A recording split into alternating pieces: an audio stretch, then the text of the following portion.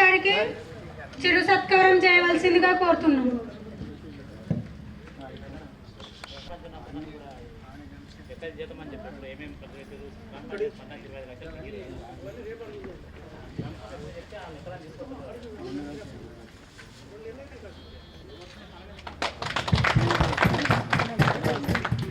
Next గ్రామ పెద్ద మాజీ ఎంపీటీసీ నర్సింహులు గారు, మాజీ సర్పంచ్లు, మాజీ ఎంపీటీసీలు రండి. హలీం గారు,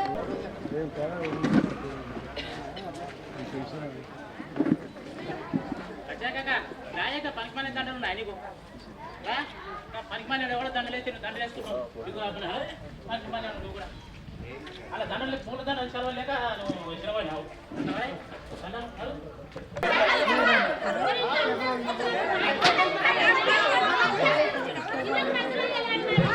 అందరికీ నా యొక్క నమస్కారాలు తెలియజేస్తూ,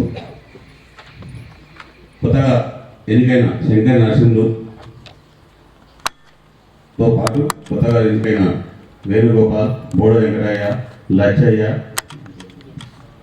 లావణ్య, గోపాల్, అనిత, లలిత, వినోద గారికి నా యొక్క ప్రత్యేక ధన్యవాదాలు తెలియజేస్తూ, సర్పంచ్ అంటే ఒక లీడర్ కాదు, ఒక సేవకుడు. ప్రతి ఊళ్ళో ఏమి జరిగినా ఊళ్ళో ఉండి చూస్తుంటే ఎవరికి ఏమైనా ఫోన్ చేస్తే వచ్చి సమస్యలు పరిష్కరించిన నాయకుడే. పేరు మాత్రమే ఉంటుంది.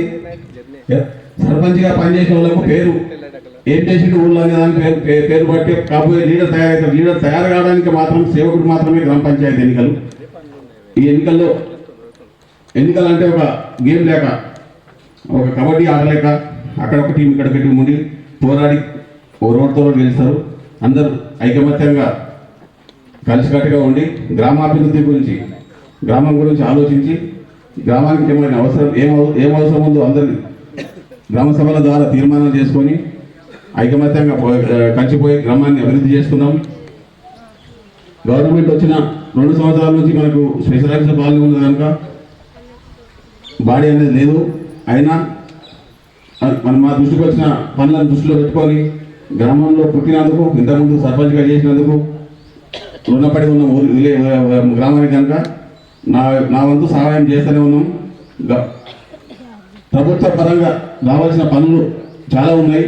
ఇప్పటికే ఒక దఫ మన మండలంలో రైతు బంధు అనేది ఒక పసర ఎక్కువ వచ్చింది. మనకు 74 లక్షలు ఏక టైంలో ఒక టైంలో వచ్చిందంట. అంటే మన ఊరికే వచ్చిన, ఏ ఊరికి రాలేవాళ్ళు. మాడల్ గ్రామ పంచాయతీ తీసుకొని 73 ఇల్లు కట్టించినాం.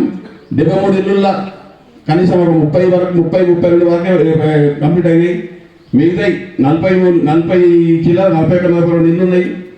ఎమ్మెల్యే దృష్టికి తీసుకుపోయిన పీడీ కార్డు లిస్ట్ పెట్టినాం.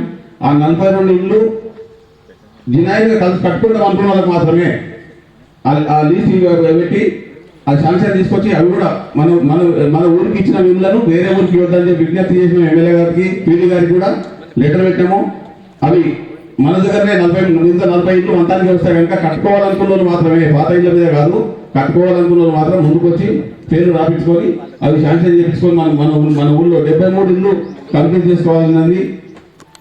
కావలసిన వాళ్ళు మాత్రం పెట్టండి. దాంతోపాటు మనం కష్టపడుకుంటేనే 5 లక్షలు గవర్నమెంట్ ఇస్తుంది. 5 లక్షలతో పాటు మనం శ్రమ చేస్తే సరిపోతుంది. పిల్లలే పోయాలని ఏం లేదు, గోడల మీద కూడా లేకుండా అవకాశం ఉంటుంది కనుక అందరినీ దృష్టిలో పెట్టుకొని వచ్చిన ఇళ్ళని సద్వినియోగం చేసుకోవాలని గ్రామస్తులందరూ కోరుకుంటున్నాను. ఇక రోడ్లు ఉన్నాయి. ఇక్కడ బొందరగడ వరకు, ఇక్కడ పెద్ద వరకు ఈ రోడ్డు ఉన్నది. పోచమ్మ గుడి వరకు అక్కడ ఎస్సీ కాలనీకి పోచమ్మ గుడి వరకు ఉన్నది. దుర్గమ్మ కాడికి అక్కడ ఆ రోడ్డు ఉన్నది.